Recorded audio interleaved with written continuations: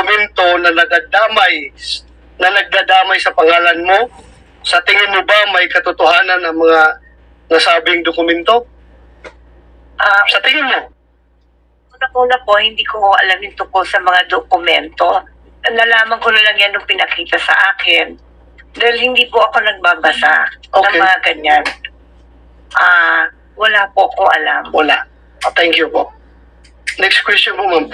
May property ka ba sa Rockwell? Ikaw ba ang nagmamay-ari ng Unit 46-C Rizal Tower Building located at Rockwell, Barangay Poblacion, Makati City? Opo. Sa'yo yun, Opo. yung 46-C. Hanggang 2012 po, nabenta ko na ko yun. Wala na ako doon. 2012. Anong month yun nabenta? Hindi ho ako sigurado sa month, pero yung year naalala ko. So, your pre-ops is 2012, Your Honor. 2012. Yes, sir. 2012. 2012. So, bininta mo na after 2012. Binenta ko po siya noong 2012. Yun lang po ang naalala ko. Okay. But then you admit na you are the owner and at the same time the occupant of such unit, yung Unit 46, the C. 2012, bininta mo. Yes, sure. And your pre-ops was 2012. 2012. Your Honor. 2012. March 11. Okay. Thank you.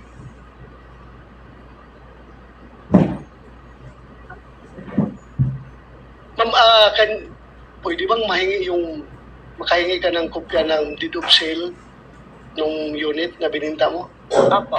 Ha? Wala. Kung meron kayong Hanapin ko po. hanapin. Thank you. Ito rin ma'am, may napabalita in 2011. Two former household workers who lodged a complaint of serious physical injury against Maricel Soriano stated that they decided to flee from the actress condominium unit also because of her alleged cocaine use. Ano po masasabi mo dito sa balita na ito? Hindi po totoo yan. Hindi totoo. Hindi po. Thank you. I just want to get your answer para to set the record straight. Yes. So, hindi totoo yun. Pero totoo na meron kayong dalawang katulong sa bahay na dalawa na umalis. Opo, kasi ninakawan po nila. Ninakawan kanila. Totoo na binugbog mo sila o hindi? Paano ko naman po bububugin? Dalawa po sila. Okay. I'm just confirming the report, the news report. Thank you po, ma'am. Maraming salamat for your cooperation. So far, that will be all as far as this committee is concerned. Yung confirmation mo lang as to the ownership and occupancy of that unit in the year 2012 when the pre-ops was initiated by Agent Morales. Ma'am, maraming salamat sa pag-attend mo dito. Thank you very much kahit na hindi mukhang wala ka sa magandang kondisyon. You try to be here. Maraming salamat. Maraming salamat po, Mr. Chair. Pwede ka nang magpahinga. Chair, meron lang siyang gustong basahin. You do, yeah. Well, Opo, pwede daw niya yes. basahin lang yung Pero, gustong basahin niya. basahin. Please, pakibasa. Ito.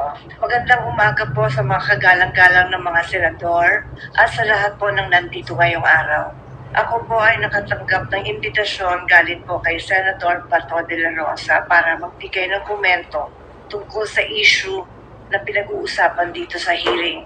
Unang-unang humingi po ako ng paumanhin dahil hindi po ako sanay sa mga ganito. Alam niyo po, first time ko lang po talaga na makatanggap ng imbitasyon na humarap sa Senado. Nakakakaba at nakakatakot. Sa totoo lang po, hindi malinaw sa akin kung bakit po ako naimbitahan sa hearing. Nagtataka lang po ako dahil lahat po ng tumestigo dito ay nagsabing na-verify ang impormasyon. Hindi na-verify ang impormasyon ni Mr. Morales at walang investigasyon ang naganap. Pasensya na po kung nalilito po talaga ako dito.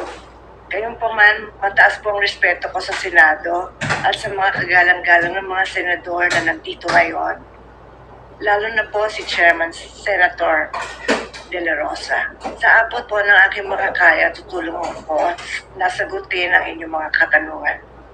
Pero sir, nakikiusap lang po ako sa inyo po.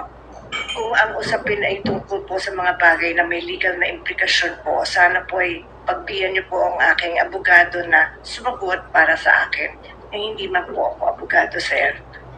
At sa usapang legal, mas nararapat po yata na ang abogado ko na lang po ang sumagot at magpaliwanag. Kung magkaroon man ho ng legal question, pinapahintulutan ko po magsalita para sa akin si Attorney Agnes Maranan. Maraming salamat po, sir. Thank you, ma'am. Hindi na mangyari yan. Sinagot mo na ako kanina eh. Thank you for answering my questions. Salamat talaga. You are answering the questions with full honesty. Thank you very much.